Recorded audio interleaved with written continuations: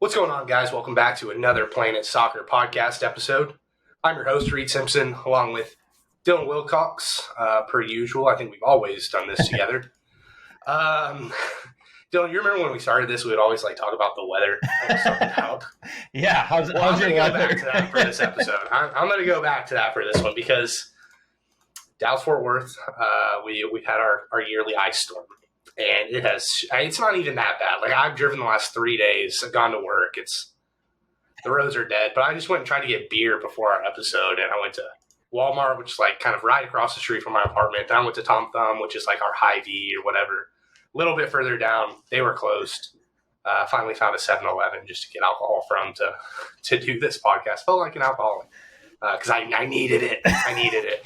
The day before Christmas Eve, so December 23rd, we got 6 inches of snow and ice that thick on the roads. All of our grocery stores are still open. Yeah, Different world. It feels so weird. The world is just shut down. It's kind of I have no idea what day it is. I haven't done any work the past couple of days. Nobody's done anything. I've been sick. My throat's been hurt. Got this toothache. It just life has completely been thrown amok. And I'm shambles down there. I know. I'm okay, don't keep pushing this episode. Don't keep pushing this episode because we need to get it out. So I hopped up on some medication and got some alcohol, just like one does. We're real podcasters. yeah. We're ready. We're ready to get it done. Barstool, we'll do whatever it takes. So. Here we are recapping the January transfer window for 2023. As always, it was one built for television. I feel like this is probably the craziest one besides Messi and Ronaldo moving the same summer. It was a wild January window. And we oftentimes feel bad for just covering the Premier League, but the Premier League's the only league that did any business this window, so it works out anyways. So we're not going to be skipping. It feels like it, unless I'm missing something. You have, I guess, players moving to other leagues are still Premier League related because they moved from a Premier League team. Right. So we're going to get into it with winners and losers. I don't know the number. I know the number on how much total was spent, but I don't know how it compares to other January windows. But felt relatively busy, and there are certainly some winners and losers. My winners and losers are going to try to not be as Chelsea a winner because they spent all this money. I'm trying to dig a little deeper than that, but what are your initial thoughts, Dylan, on the window? You guys are actually in one of my 2 winners and losers, so I'm wondering if you have a similar feeling to how I do about y'all's transfer window. But the initial thoughts from me. For Newcastle alone, I'm a little nervous about our midfield depth, but I think we put ourselves in a position to have a huge summer while still also getting good winger help in Anthony Gordon and a player not just for the now but for the future, which is really. Were you paid to say that? No, do you really feel that way? Is it just trust? Yeah, no. It's 100% trust the process. They've not put a foot wrong. People could have said that the Chris Wood signing was bad. Okay, ended up only costing us a net $10 million, and it kept us up. I'll do that every single time. And Gordon essentially y'all would have stayed up regardless. But it certainly helped because Wilson was hurt and it took away a striker from Burnley. So it certainly helped. And then this window alone, I don't love moving Shelby because of our midfield depth, but he wasn't going to be around next year. Got over $10 million. $10 million for a guy that's out of contract in 6 months. So really our net spend was pretty reasonable. And I think it put us in a spot to really make some pretty big splashes in the summer. I would have loved to see a James Madison type brought in. Honestly, who wouldn't? But it's a name that's been rumored a ton to us. I would have loved to see him come in now, probably saving a bit of money doing it, making a run at him in the summer. It does kind of concern me, though, like I said, in our midfield depth. We do have the fewest games the rest of the season of all of the Premier League teams, not just the teams at the top. So we are in a good position from that front. But now we're without Bruno for our first 3 league matches after the transfer window, after his red card in the FA Cup, EFL Cup semis. But overall, I'm pretty happy. I think a lot of the focus is on that summer. So I'll wait to pass judgment on this window until I see how much business we can do in the summer. Overall, I think when we did our midway point, we talked about how dull it had kind of been and how there hasn't been a lot. And it's like, oh, here are these maybe storylines, like maybe Mudryk and maybe Enzo Fernandez and maybe Weston McKennie. Like all of these maybes actually ended up being transferred. Even João Cancelo that we talked about, we kind of threw that out there as it might not happen, but it's one to keep an eye on. Even that one hit. So I think the only one that didn't hit that we had talked about and was heavily rumored was Caicedo to either Arsenal or Chelsea, and he's staying put in Brighton. But we will jump more into individual teams as we go. But it definitely picked up. It was super exciting, really entertaining. Some fun storylines coming down to the wire there, whether it be you guys having to cut bait with your man or the PSG and Ziyech saga, and allegedly Chelsea sent the wrong doc in 3 times in a row, and PSG's like, this wasn't a mistake. So there was a lot of fun deadline day drama. It ended up being a pretty entertaining window after a pretty slow start. We'll get into our winners and losers. We're going to do 3 right away. This podcast might run a little bit long because there is so much to talk about, and there's so many implications from top to bottom of the table. So let's start with losers. Dylan, do you want to go first or you want me to go first? I will. All right, you go first. Everton, let's go. Absolutely awful window for them. There were some people having a laugh about what they were able to get for Anthony Gordon, thinking we overpaid, and maybe it wasn't overpaid by $5 or $10 million. But when you look at a 20-year-old winger who was so far this season is the second fastest recorded speed in the Premier League, and he's English, I don't think it was that absorbent of a fee. Like I do think it was pretty fair market value when you look at, especially the way some of the rest of the window went. And then they did absolutely nothing with that money. They needed goal scoring. Their goal scoring this year has been abysmal. Absolutely no creativity in the final third, and they just sold one of their 2 creative guys in the final third and didn't replace him. So really going to be all on Damari Gray's shoulders at this point. Moving on from Gordon and not bringing anyone in when you're sitting in a relegation spot is a huge swing and a miss for me. Yeah. I also have Everton as one of my losers. Partially because they didn't do anything, partially because I feel like other relegation zone teams did, particularly 2 that we'll talk about that I almost put one in my winners, but I do have one of them in my winners. My second loser is Liverpool. I mean, they got Gakpo real early on, but their needs in the midfield, and I think them doing nothing this window really solidifies that they're going all in for Bellingham in the summer. It kind of feels like it's going to be between them and Real Madrid. And the less Eduard Camavinga plays for Real Madrid, the more I think they're going to throw all their chips in for Bellingham. So it'll be interesting to see in the summer how Liverpool's able to handle that situation. But for right now, I mean, what they did in January, it takes me to a confidence level that's pretty high that Liverpool's staying out of the Champions League this year. So they're my loser number 2. Who do you have for your second? My second one is probably West Ham. I don't know how much we could really expect them to have done business after how crazy they went in the summer, relatively speaking. They had a very busy summer, but they haven't done much with those summer signings. They are also in that relegation zone and made little to no noise. I can't think of a big signing they've had that's really bad on me.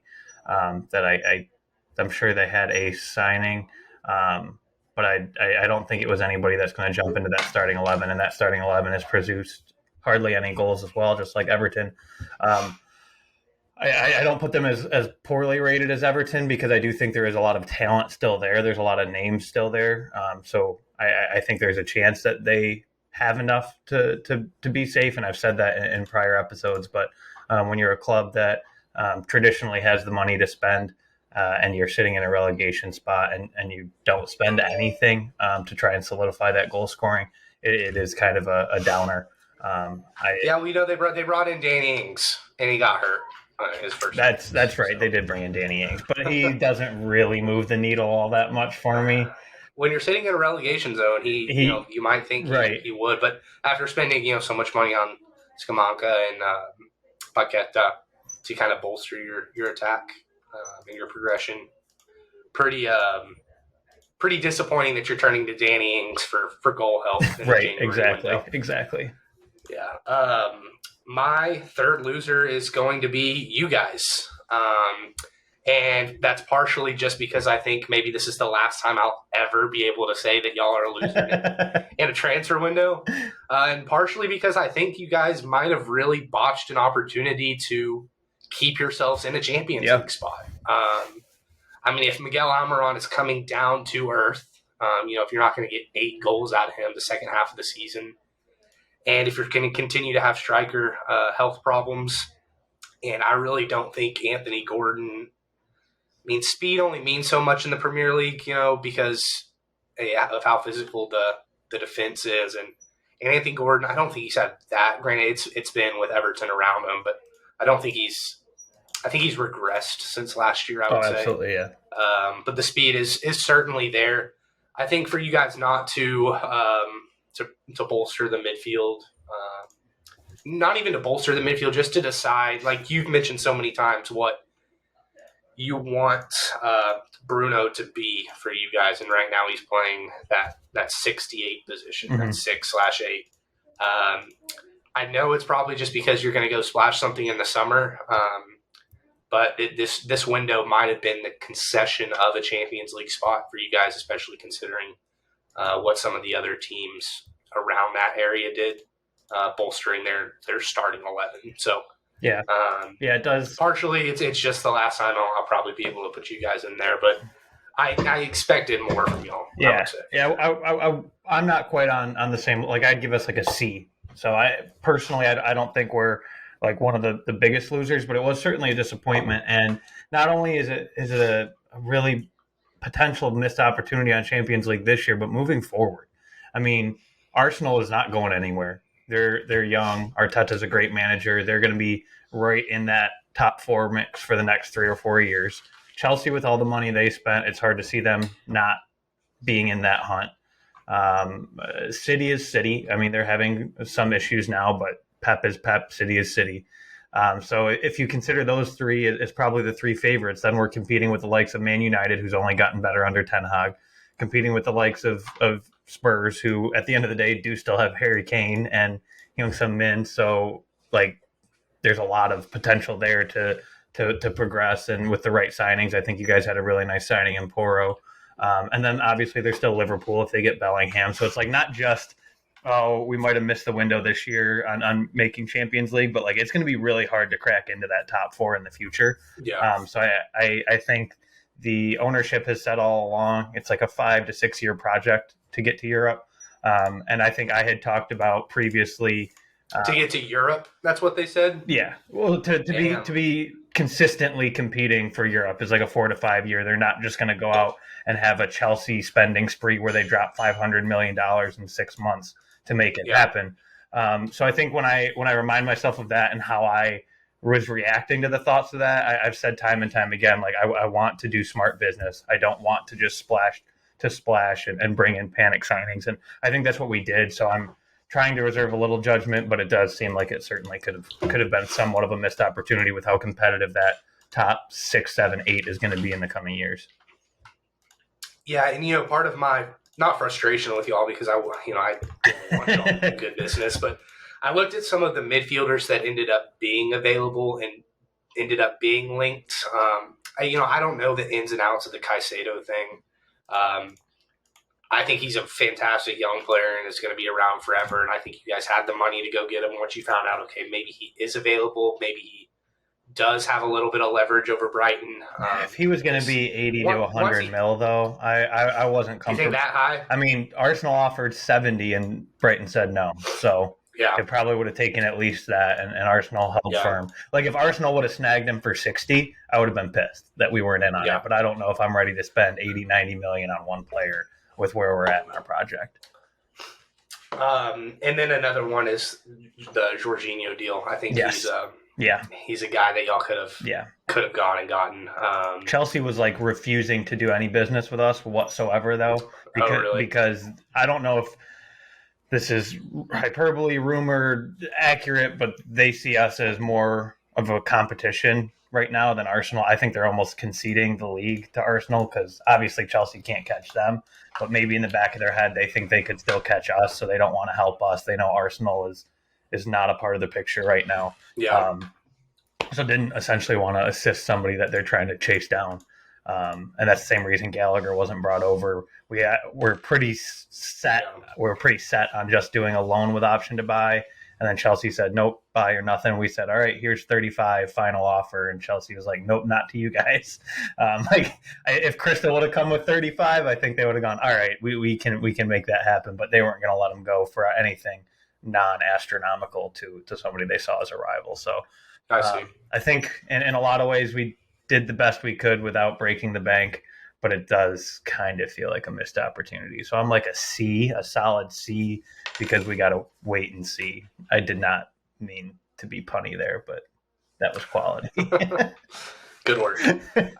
Did you give me your third loser for the window? I don't think I did, but it is going to be. I'm going to try, like you said, try and be a little bit different here.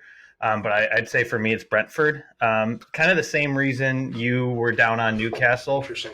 I think they're a team that has somewhat outperformed. They've got themselves really competing for a Europa League or Conference League spot, and they did absolutely nothing. I understand that they're a smaller market budget team, but there's a good chance that Tony could force his hand in the summer. So I would have kind of liked to see them bring something in to really try and make a European They brought in push. Romeo Beckham, baby. Yeah, they brought in that's all I know that they brought in. And the guy's not going to see the field. He's just there to be closer to dad and is he an academy signing? How old is Beckham? Honestly, I don't know. He's on there. I know he's not going to be like a he's 25-man roster. Yeah, he's like going to be on the B team type of thing. Brentford B, yeah. Yeah, so he's, but it's like all the business they did. Dad wanted him off his team in Miami, so he shipped him off to Brentford. But yeah, they just didn't make an impact. Not that they did bad business or anything like that, but it's one of those where I really feel like they could have and should have done something to try and, I mean, even Conference League for them would be phenomenal result. So seeing them so close and really failing to do any business to get there was a little disappointing.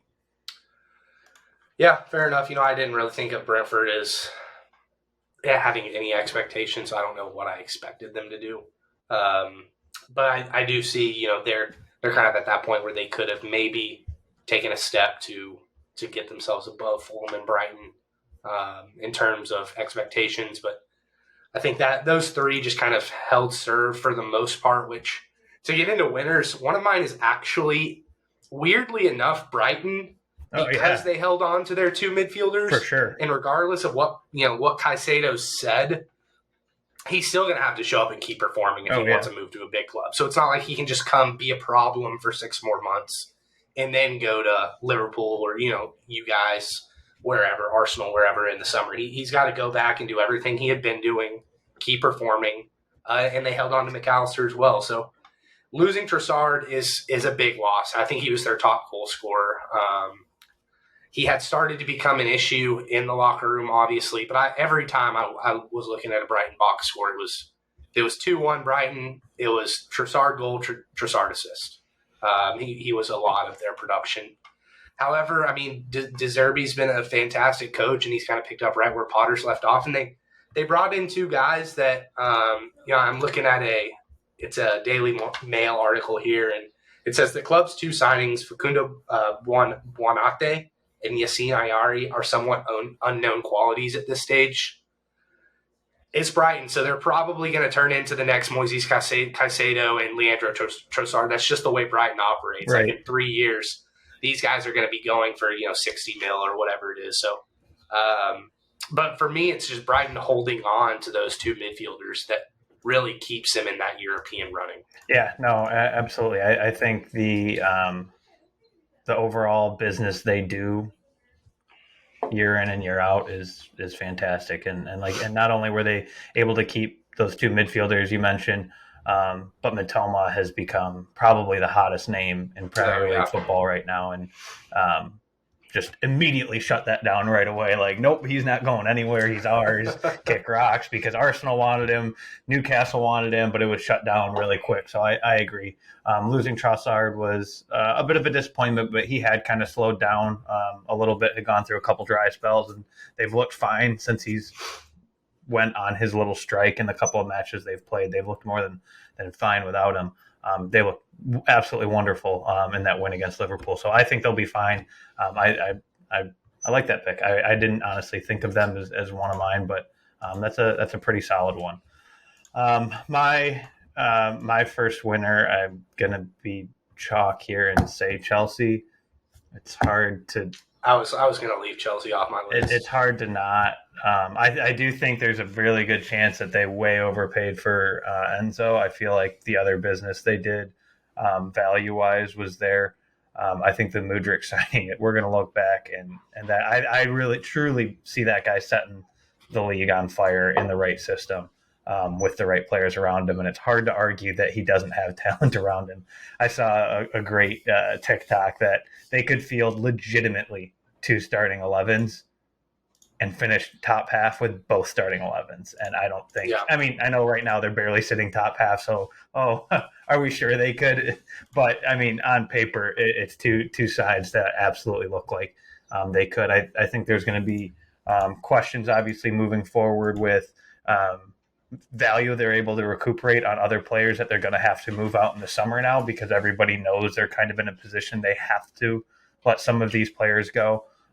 Like when they do have to deal Pulisic, they're probably going to take a pretty big loss on him compared to what they brought him over for, because teams know they're going to be in a position where they have to sell. Todd Bowley doesn't give a shit what losses he's taken. But that man's just writing blank checks to teams all over Europe. It could matter later. There is a absolutely fantastic thread on Twitter from Swiss Ramble about how they're able to make all of this work. Everybody's crying financial fair play, and this is something 2 years from now you're not going to be able to see. Because of new restrictions that are getting slowly implemented through UEFA.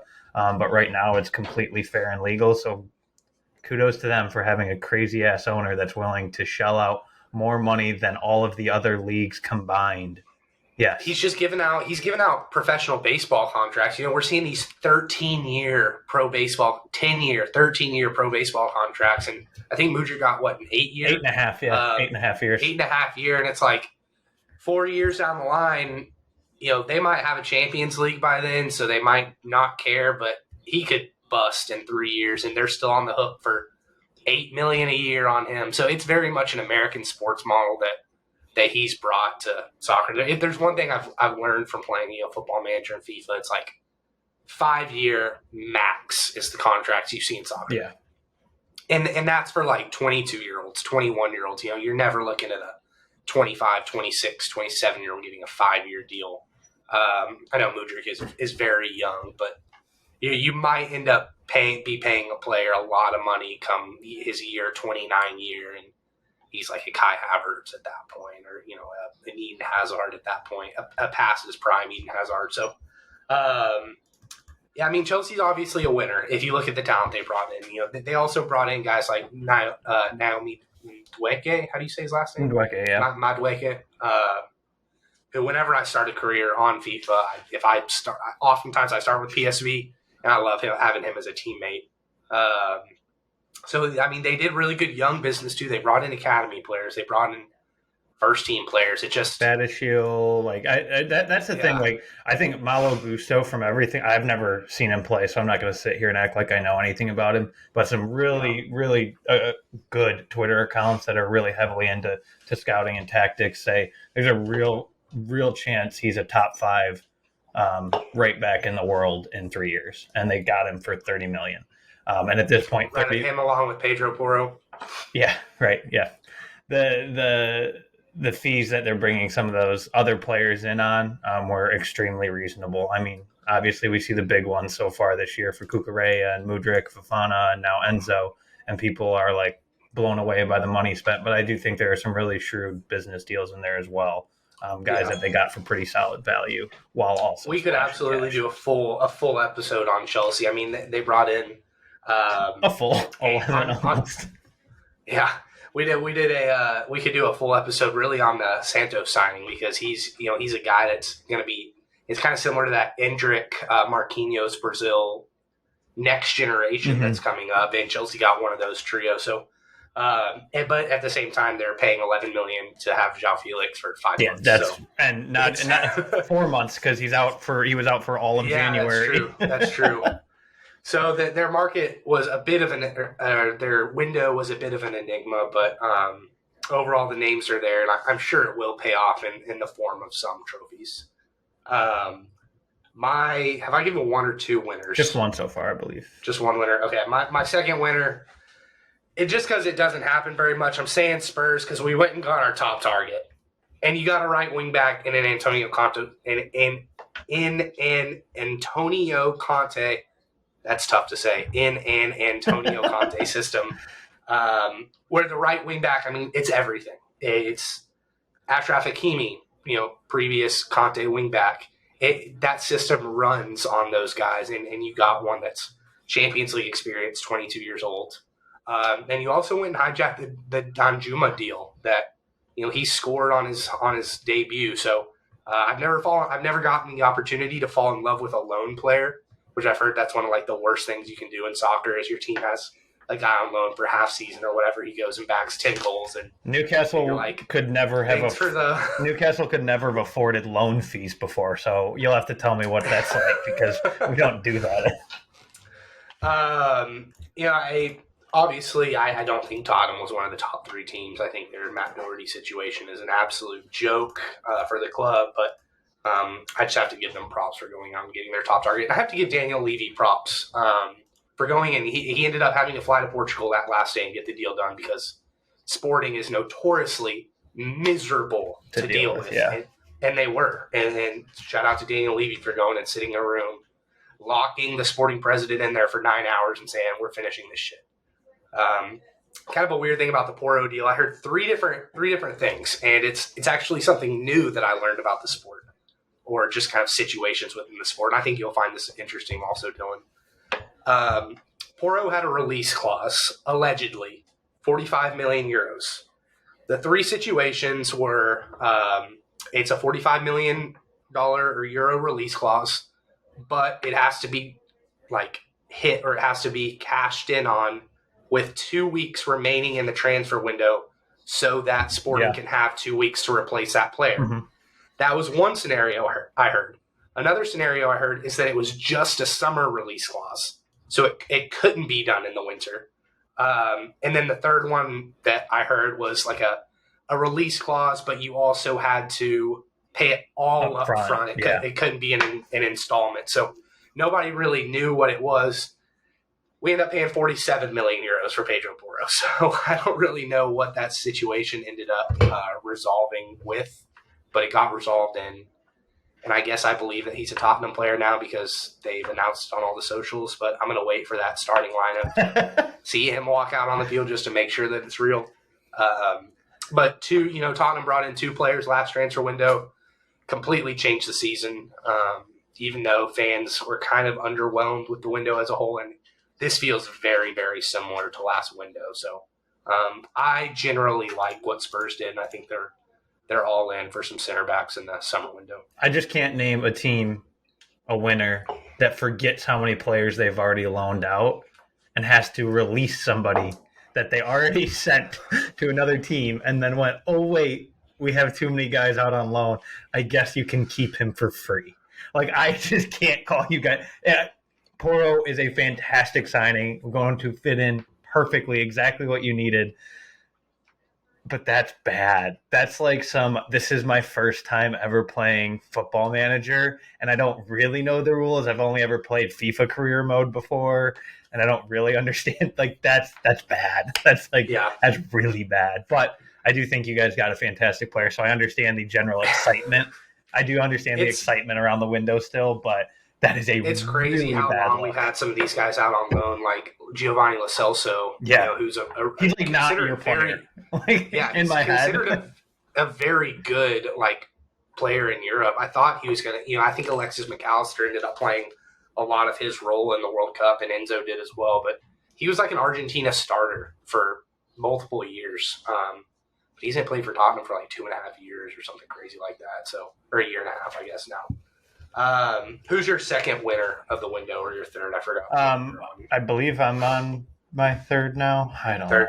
know. But third or second is going to be Forest. Kind of similar. Actually, I'm only on my second. Kind of similar to Chelsea. They're just throwing money at everything and just seeing what happens. But I think some of the signings that they made were really good signings. It's hard to look at a team like Forest. I know they have lots of history, but let's be honest, Forest is not what their history would indicate the club is. We get it. You want a European right, cup? right. Fuck off. Like. So I'm not gonna it's still Forest, and they just brought in one of the most decorated goalkeepers of a generation in Keylor Navas, and he wanted the move. Like he was asking PSG for the move. PSG is eating some of his wages to make it work for Forest because Navas wanted to go so bad. So you're able to get a goalkeeper on, I want to say I heard 150,000 a week, and I think they're getting him at half of that, and he's one of the best goalkeepers of a generation. They needed to save some money after some of the contracts they were throwing out on those summer players. Right. So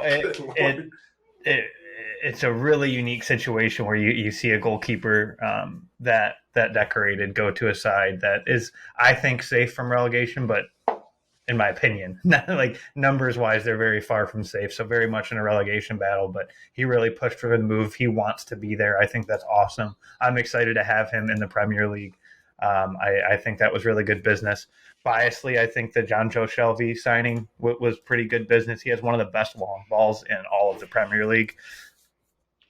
And Forest needs to find ways to push the ball upfield a little bit more. I think they've at times had troubles with the build-up, but have a lot of speed on the outside and up top. So I think he'll fit in really nicely to that side. Overall, I just think they had a really nice window. It mainly is that Navas signing, though, because I think that is absolutely fantastic. My third team, that's a good shout, and the reason I go right to my third team is it's very kind of similarly in line with yours. My winner of the window is Wolves. Wolves is a team that did really smart, we're talking top club level business and bringing in a future star, or what we think will probably be a future star, and the name, João Gomez, from Flamengo. And that's a guy you got to do scouting for, but we're talking that's a top future, not even too far into the future. And then you go and you get Cunha from Atletico Madrid. It's a loan with a 45 million or a 45 million euro. Whenever I have to go to euro, it really freaks me out. I get all my words mixed up. And then Savaria from PSG. I think that's an undisclosed amount. But Wolves went out and they got goal scoring, which is what they've been missing. And the coach they brought in. Who's the coach they brought in recently? The name's skipping me, but he's kind of been turning stuff around, and Wolves is kind of on the up and up. And they sit with 17 points, equal to Bournemouth goal differential. They're sitting out of relegation zone just barely, though.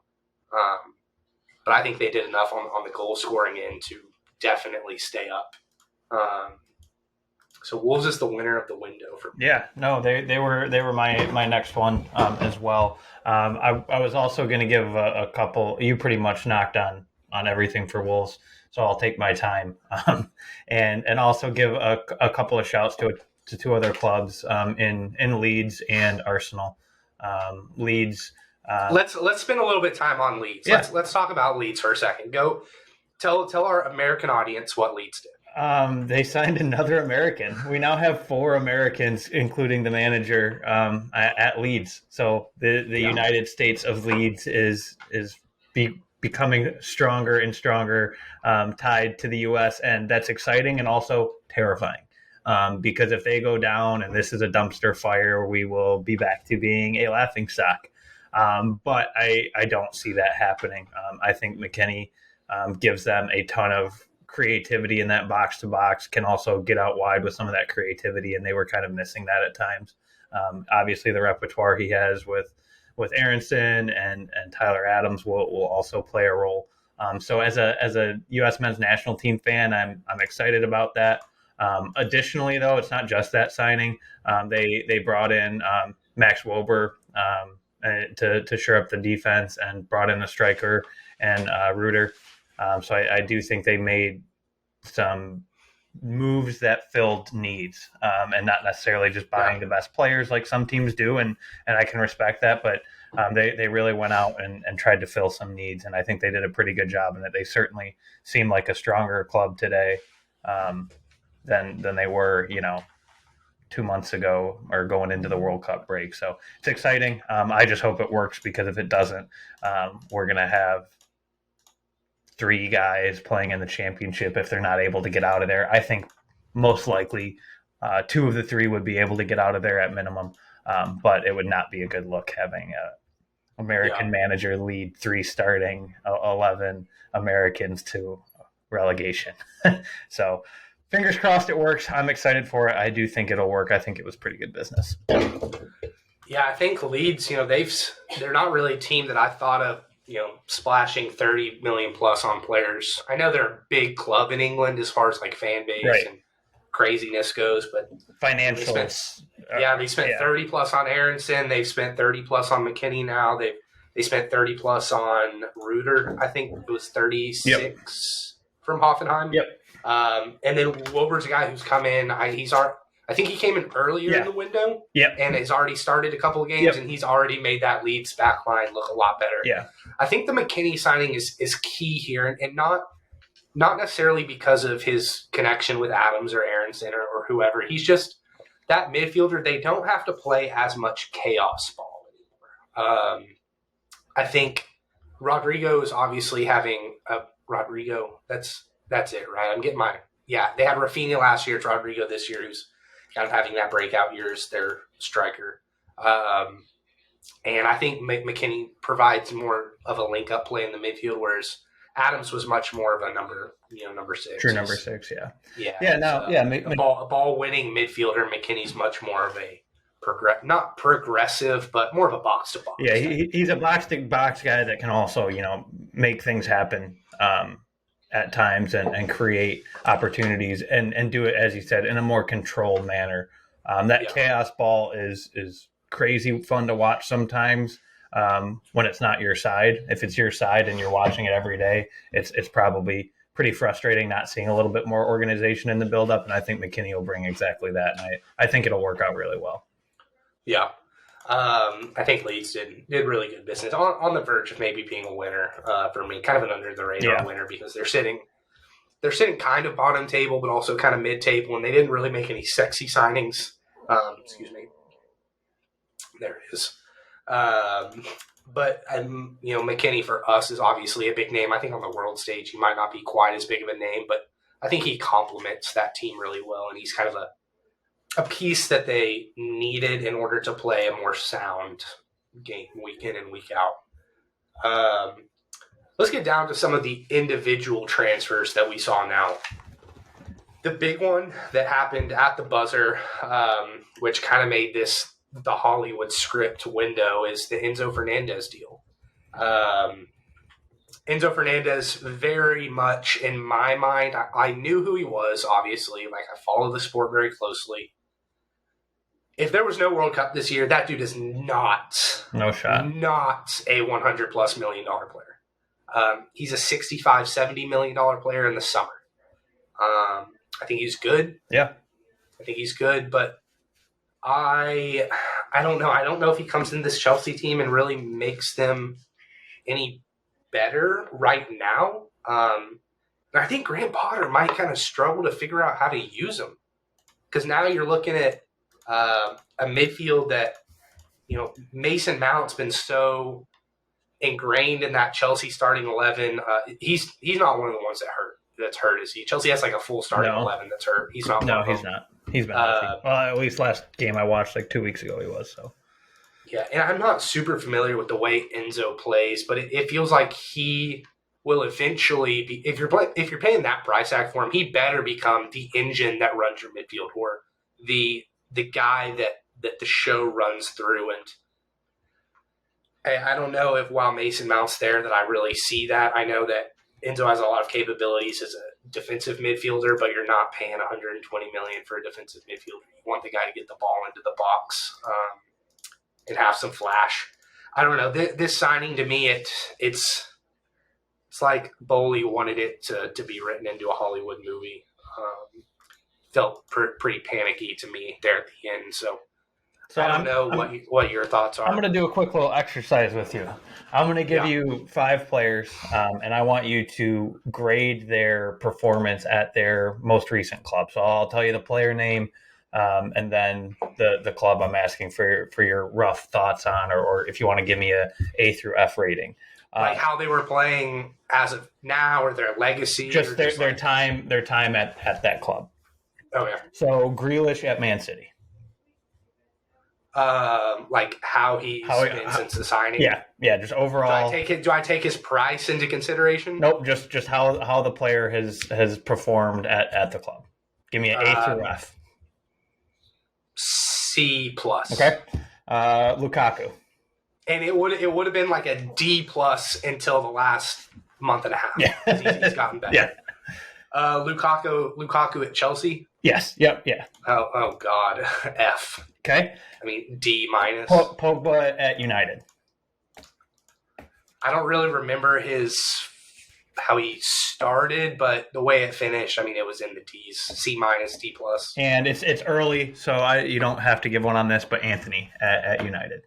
Oh God, he's been the worst player in their starting 11 the last month or so. Okay, so those 5 guys I just gave you before Enzo were the 5 most. You may have already figured it out, but those are the 5 most expensive transfers in Premier League history, or in English history. Yeah, they haven't worked. It doesn't work out. So I'm not saying he can't work, but track record is if you break the spending record, guy doesn't pan out. I don't know what it is. I'm sure. I mean, there's a lot of factors in each of those situations. I don't think Grealish is necessarily a Pep guy. I think Lukaku didn't like it here or there at Chelsea. So I think a lot of different factors go into it. Maybe it'll all work for Enzo. But I've seen a lot of people like, oh, this is an A signing. They got the midfielder of a generational talent midfielder and all this stuff. And I'm like, I'm going to not give any thoughts on this until I see something from him, because normally when there's fees like this spent, it hasn't panned out. I think next on the list was actually Harry Maguire too. So even if you go a little further down the list, it doesn't get a whole lot better. Look, Harry Maguire is a guy that I wanted Spurs to go after at the deadline, because I swear that guy's a change of scenery away from being a center back. He could be. I mean, and Lukaku, as soon as he got out of Chelsea, when healthy, started playing better too. So that's kind of my point. They're all none of these players you're spending that money on if they're not great talent. But you also have to make sure that talent is going to work in your club, in your system, in your city. And I think all of those are an example of probably just not the right situation, and saw a talent and then maybe tried to build around that talent and it didn't work out. So I'm interested to see how it pans out.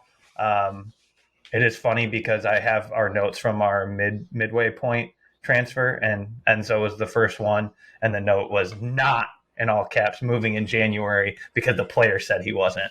And I love that I just fall for that crap every single time. It's like, player said he's not going anywhere. He's not going anywhere. And then 2 weeks later, I also think Enzo's going into a tough situation in Chelsea. Like you hear some of those other names. Lukaku went into a Chelsea team that, were they coming off of a Champions League win, or they were going into their Champions League season? Yeah. It was a team that was firing on all cylinders. Jack Grealish to Man City, going into a team that's firing on all cylinders. Pogba to United, I think still United probably hadn't gotten to the bottom of their slide yet. No. Still a really formidable side that wasn't in turmoil. This Chelsea team's in a little bit of turmoil. Like, right. At least it feels like it. I mean, they're spending a lot of money, and it's certainly masking a lot of the issues because they're sitting 10th or 11th, whatever they're sitting. So I don't know. There's going to be a lot of pressure on that kid to go in there and turn things around and live up to his price tag, and we'll see. But that's a tough ask. The Cody Gakpo signing to Liverpool is one that I think I mentioned at the beginning of the window. It felt like really supplemental to me, and I don't think he's gotten a goal with Liverpool yet. I know it's still really early, but Liverpool needs midfielders, and they didn't get it. And I don't know if they were ever in for Enzo or if they might have been in the summer. But he would have fit so good into that Liverpool midfield.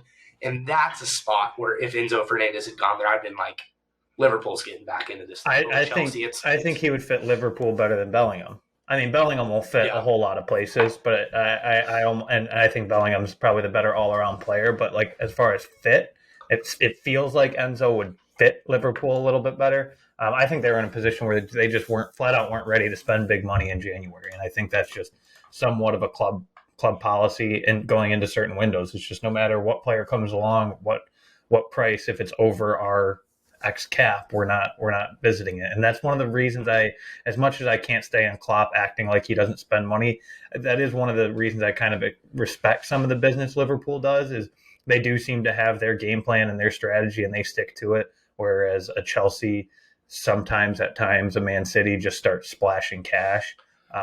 So I mean, when the Gakpo signing happened, I was the first one to applaud it and go for how much? It seemed like a really low fee for a really solid player who had a very strong World Cup and was one of the hottest names going into the window. But yeah, so far it hasn't really panned out. It's been a little disappointing for Liverpool fans, but kind of fun for the rest of us who like watching Darwin and Gakpo not score. Yeah, man, that World Cup, we can't emphasize enough how much it just skewed. Like there's a word for it. There's absolutely a word for.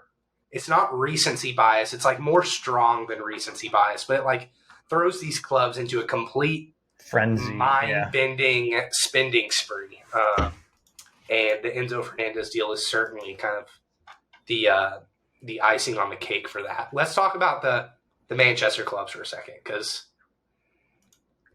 I mean, City got worse in a way. Like I don't know, letting João Cancelo go. It's like, yeah, he wasn't playing, but it just feels weird to let a guy with that much talent. I mean, at his best, he's been the best left back in the world for the last year, probably. So it feels really weird to me. And this is a small encapsulation of kind of the turmoil that City's been going through over the last 6 months or so, if you ask me. See, I almost have a slightly different view. Obviously, you lose a top 5 fullback in the world midseason, it hurts. But in a way, if I'm a City fan, I think there is certainly a silver lining to be found there, and that's that when you have a club that is probably transfer market value top 3 in the Premier League, if not number 1. Well, now it's not number 1, but going into the year, it was probably number 1, and it's really easy to lose respect in that locker room, lose it to egos. And I do applaud Pep for standing his ground and saying, you're not bigger than this club. You're not in charge here. For whatever reason, Pep wasn't believing in him since the return from the World Cup. I don't know if it was a training issue where he wasn't giving it his all, or I don't know what the issue was, but there was an issue. Chose to not put him in the starting lineup and boiled over at practice. He threatened to leave, and Pep said, all right, grab your coat. Don't let the door hit you on the way out, type of thing. Like if you want to go, I'm not stopping you. And I think that can go two ways. I think it could hurt the locker room more. Players see like, oh, coach doesn't believe in us. But I think a guy like Pep, who's earned so much respect in the game, I think it will be a kind of a wake up call to players and hopefully, revitalize a fire, because they just haven't looked like they've really had a fire in a lot of their matches this year. So I think there is a silver lining to be found. Really tough to say that when you lose a fullback of his skill. But we've talked about numerous times before Chelsea splashing cash. This is by far the deepest team in the Premier League. They're not as deep as we've seen in the past, but they're still an extremely deep team, and I think they'll be okay without him. It's again tough saying that, losing a guy of his caliber, but Yeah. I think there is a silver lining to be found there if you look hard enough. So if you want to give it kind of an American sports reference, and you know the sport a lot better than I do, so I'll defer to you on this, but kind of when there's a fight in hockey and a guy gets a major penalty and you're like, what? I mean, how does that help at all? It just gives the team a little bit of a, you know? For sure. And that might be what happens with this Cancelo thing. Maybe it's like, all right, we got, from what I've heard, if you're a cancer in a soccer locker room or in a football locker room, European football, it's very detrimental because there's barely an off season with these guys. Right. There's 4 competitions they're competing in at once. You already don't all speak the same language, so the miscommunications are always flaring up, I'm sure. So to get a negative influence out of your locker room is a huge deal, I know, in this sport. One thing I do kind of question, though, is it feels like Bernardo Silva is heading in that direction. Mm-hmm. And I know he will most likely be gone in the summer. But he's too good not to play, too good not to get minutes right now. But at the same time, that's what we thought about Cancelo before the World Cup. So I don't know. I mean, City is what a perfect year for Arsenal to be hitting on all cylinders because you're getting a City, and that sounds really like petty of me to say as a Tottenham fan, but like what else? I mean, what else could go right for Arsenal this year? And it just feels like the Haaland signing. Sure, he's going to score 45 goals, but City probably worse off for it.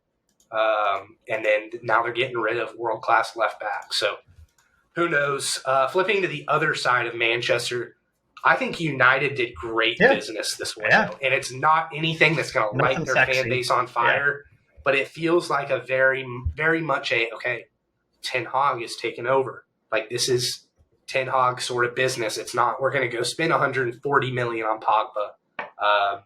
We're going to replace Eriksen with maybe a Sabitzer who's not ever going to replace that kind of production, but it's like it's a productive, signing or loan or whatever it is. And they reacted quickly.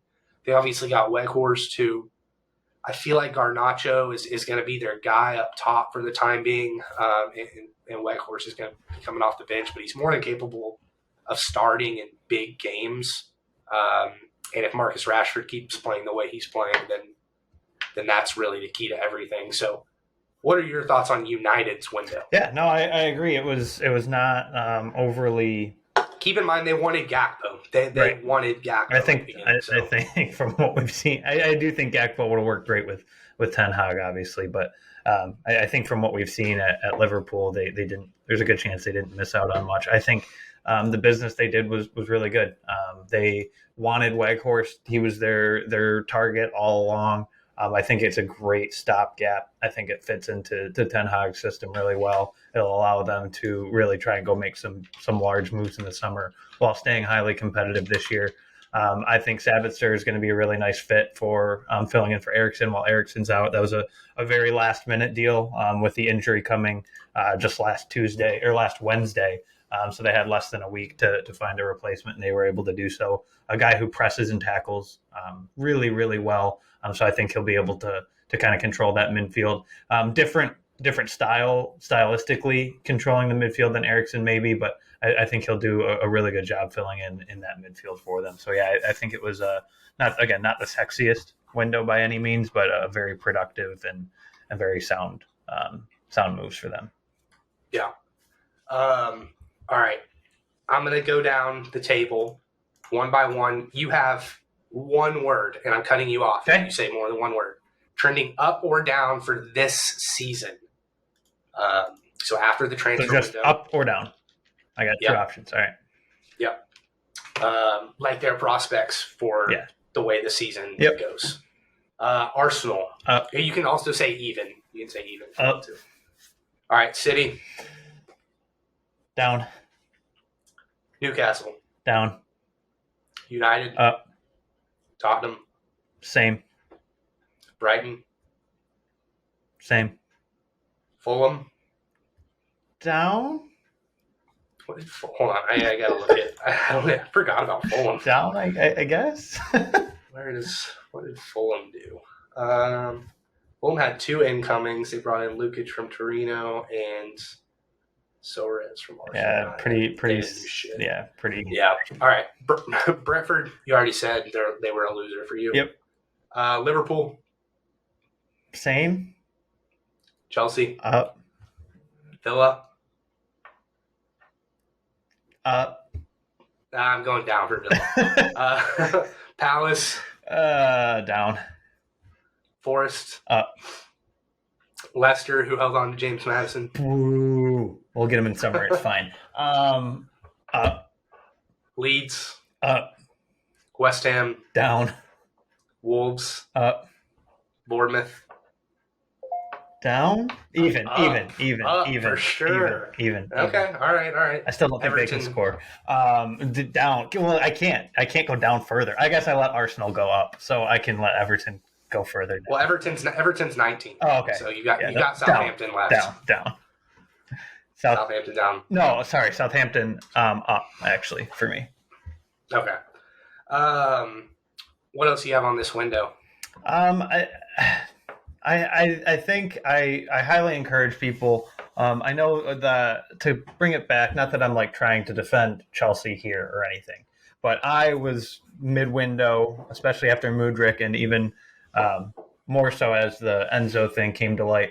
I was one of those very upset about financial fair play. Is it non-existent? Is it just for smaller clubs? Like, how does it work? There is some really good literature out there. As I said earlier, if you missed it, Swiss Ramble is a Twitter account that goes really in depth on financials. I highly recommend looking into that. They go into we can put the link to his bio in the description below. Yeah, that account has highlighted Newcastle's ability to spend in different windows and everything, and it's really fascinating for fans that are transitioning from American sports to European football.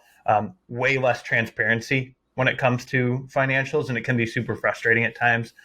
It's very complex. I feel like you almost have to have your CPA to really understand how it all works, where for American sports, you can just go on, Sport Track and boom, salary cap info, how much room they have, how much room they don't have is all right there. And you don't get that in European football. So it can be frustrating at times, but there are really good resources out there. As we move forward in the podcast, I'd love to try and get some experts on the show at some point in time. And we'll always send out resources either via our Twitter or links in bios and stuff to kind of do your research on it, because it's fast. We promise we will have guests on eventually. That is something we need to do. Yeah, it almost makes it fun. I also would recommend cracking open Football Manager. I know you've started to get into that. I'm about to bust it open right now. Yeah, it's a lot of fun. It can feel overwhelming at times, but it kind of, again, gives you a perspective on how crazy in depth all of it really is. Because it's confusing. I mean, I've been following the last 4 cycles religiously, and I'm still not fully convinced I understand it. So it's always learning more and more, and Twitter is a great resource for that. So highly recommend looking into it, because it's a lot of fun to break down. And if you don't want to read literature, if you're more of a picture book person like me, and you want a mini series to watch, literally DM us and I will give you my login for Apple TV. There's a mini series on there. It came out this year. It's called The War for Football. It is about the Super League. I'll say that. If you don't know what the Super League is, you probably shouldn't be watching this podcast to learn about that first. But it also very much highlights financial fair play and how some clubs who aren't in England feel like they're in a disadvantage, especially after COVID. It talks a lot about the economics of football. Very, very good watch. My fiance and I cracked it out in, I think, a night, maybe. Really, really good stuff. So there's so much to be learned about the economics of football. The fact that Chelsea just bought a human being for $120 million feels very weird to me. Yeah. But that's still, I guess, the rights to whatever it is. The whole economics of the sport is bizarre, and we will try to get an expert on for you guys to discuss it in much, much more eloquent ways than we can. So As always, we appreciate you guys listening. If y'all have any thoughts on the window, anything we missed, because I don't think we talked about every team. I'm just looking at the table. Yeah, I mean, Palace. What did Palace do? Who knows? They kept their guys. Sands off. Yeah, they kept their guys, and that's what a lot of teams did. So, as always, appreciate you guys listening. Like, subscribe, follow, share, comment, and all of the above. And we're gonna hit this right at 1 hour. Peace.